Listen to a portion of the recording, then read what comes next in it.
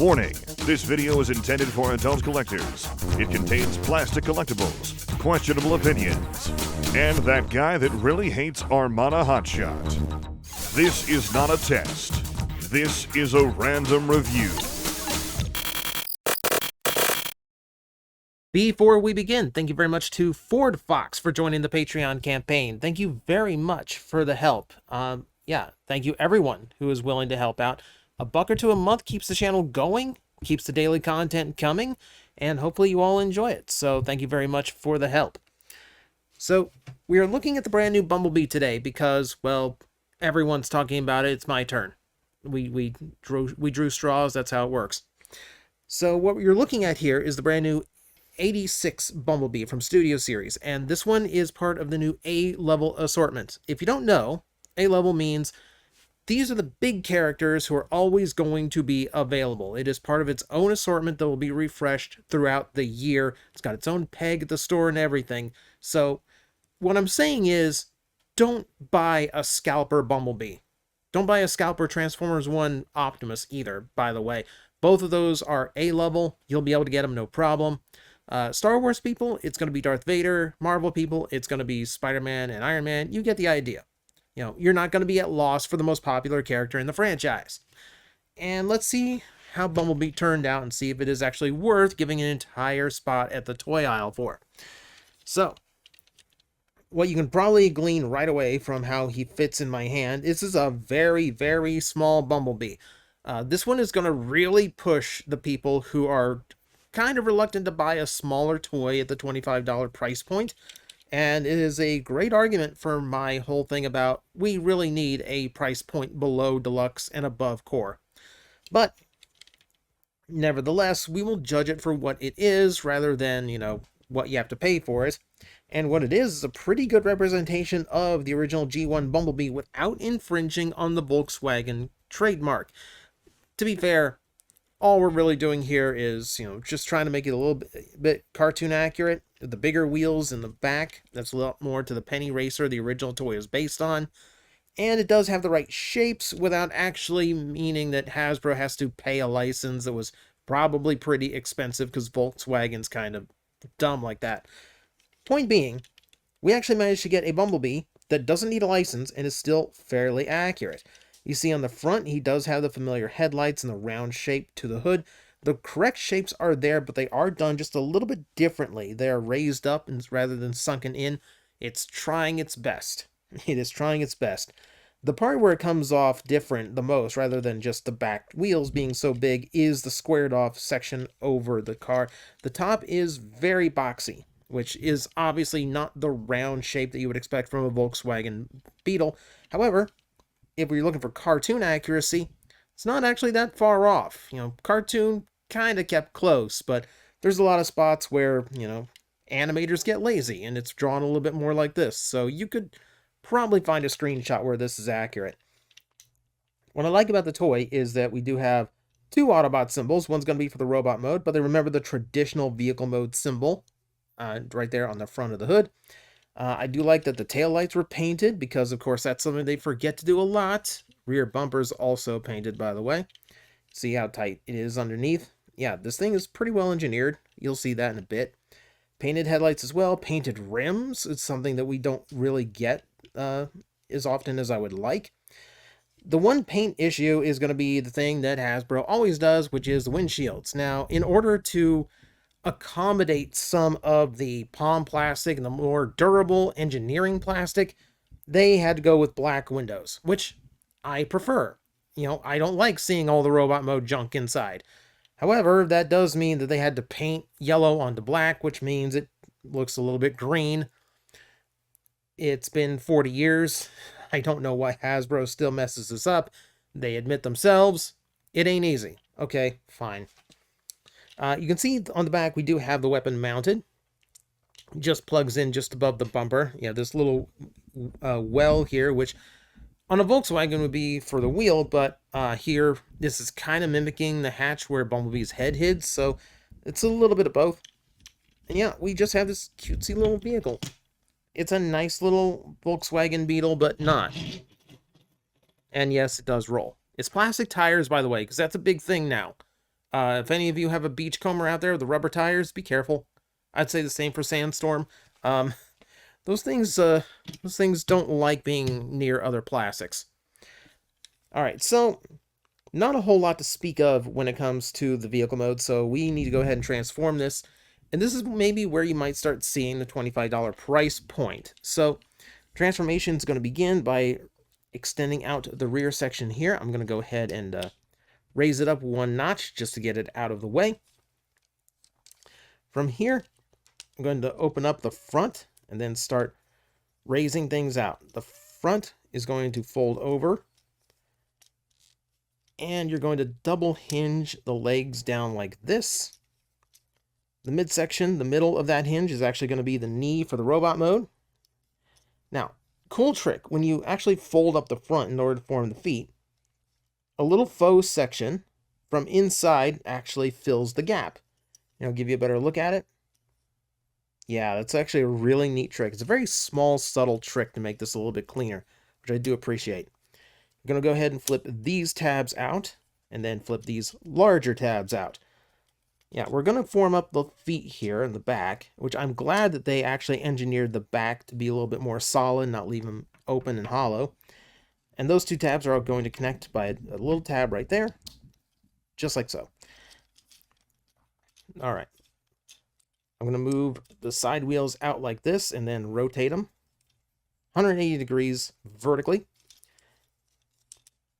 Fold them over to the back. You're going to see little tabs at the bottoms that are going to fit right in just above where his waist is.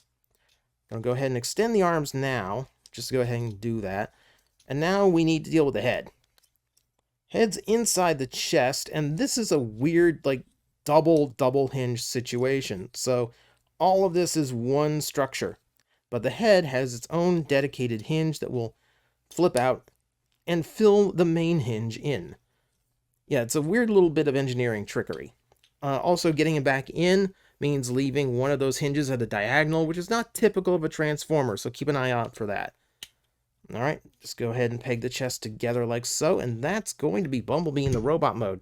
So, we don't have a whole lot of modern Bumblebees to compare him to, but if I'm thinking back to, say, the Cliffjumper based one, whether that's the Volkswagen or just the repaint, you're getting a really solid improvement over that. For one, there's no part forming. I'm not taking off a big chunk of the rear of the vehicle and just calling it a shield. I hate when they do that. He's clean. Yes, he ends up with a big backpack, but he is clean, and he is free of part forming, which is the most important thing for me, improving over the previous Bumblebee. Also, fairly complex for the size. Like, this is a very tiny figure. However, the complexity is kind of where they're trying to get away with the price point. Just to do this, and this is completely unfair of me, move Bumblebee over here, and I'm going to move in a more recent toy. I've got Point Blank here, just to give you a bit of a size comparison. Again, we need a price point that's like $15-16 for ones like Bumblebee. Yeah, it's weird to know that these two are, it's weird. Like, they shouldn't be the same price. I'm sorry, they just shouldn't. Like, that's my opinion. Like I said, if you find the value in this, fine. I also understand we're buying the character. The character of Bumblebee is supposed to be small, but that doesn't mean that you can't actually add to his availability and his playability. See, that's all he gets, is that little gun. As far as accessory count goes, he gets this little pistol, and that's basically it. Now, when you think back to the previous Cliffjumper toy, yeah, that was small for a deluxe, but it comes with this big modular bazooka that can form onto his vehicle mode in various ways. It can form different weapons for the various repaints that toy came out with. Even back to the first time they did a brand new Bumblebee toy in 2006. They knew it had to be small, but they bulked it out with some extra parts, so it had some more playability to it in exchange for its size. But then again, modern Hasbro knows it's Bumblebee. It's going to sell no matter what the price point is. Deal with it. I'm not a fan of that. The only part where I'll give this credit is I'm pretty sure this thing's going to fit very easily into your Earth Spark Optimus Prime, or Earth Rise Optimus Prime, either or actually, without any trouble. So you have that going for you at least.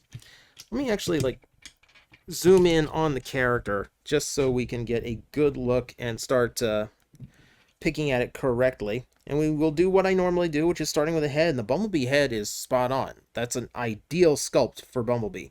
It's got the right horns, got the right look in the face, silver paint's done really well. Painted blue eyes, not light piping. I'm always thrilled when light piping has not made a return. Now the Autobot symbol looks correct on the chest. The yellowing still does not look correct on the windows, but we will ignore that.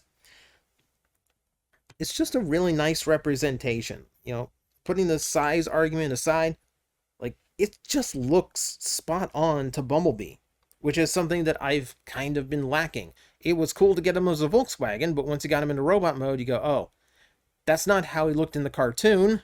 Well, now we have one that looks like it did in the cartoon. So, you know, whatever your Bumblebee preference is, we now have it. There's no real new details to talk about in the robot mode, however. We've revealed a lot more black plastic, and that's really about it. All the way around, it's mostly just the detail we got from the car, which means the only thing really left to do is go over the articulation count and see how posable the thing is. So, we refocus the camera, and we will discuss that. So, the head is ball jointed. It does have a little bit of up and down, but it's mostly for a 360-degree left and right. That's the range I expect on a modern figure. Nice to see. Shoulders are ball jointed. So you'll notice, like in Studio Series, you still get ball joints for a lot of the limbs, because of course that's more cost effective and they have the range of a universal joint. The reason you get those in the Generations line is because of things like weaponizers, armorizers, junkions, etc. The whole point of the play pattern of those lines is you have other toys that can break down and become big weapons, and those big weapons need sturdier joints to hold them up. Studio Series does not have such limitations, so we get things like this. I'm not, arguing it. I prefer a universal to a ball joint, but hey, whatever works. You get full 360-degree rotation at the bicep. The elbow hits a good 90 degrees. You have a wrist rotation. We go down here. Waist works all the way around, 360 degrees. You do have a universal joint for the hip, which is good to see. I would rather the hip, be universal than a ball, because that's just going to last a lot longer. And the leg's posability and sturdiness is a lot more important in the long run. Because I'd rather an arm flop than the leg. Because if a leg flops, he doesn't stand up. Thigh rotation, 360 degrees. That works fine. You have a 90-degree bend at the knee, and then you do have a little bit of back at the ankle, thanks to how the transformation works, if you so choose. You also have the ankle tilt, which is pretty high up, considering Bumblebee's big clown shoes here.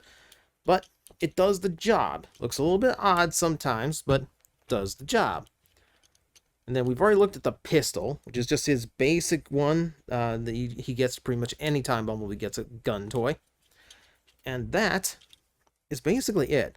Like I said, no real bells and whistles. What's special about this is just the fact that they actually pulled off a pretty good G1 Bumblebee, though it's cartoon accurate, without having to license the Volkswagen Beetle, and in that, it accomplishes its job very, very nicely.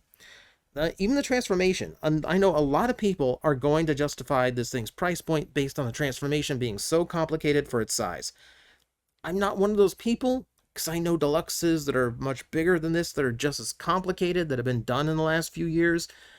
This really just feels like Hasbro knowing they can get away with selling this thing for $25 because it's Bumblebee. But you know what? It is a really, really good Bumblebee.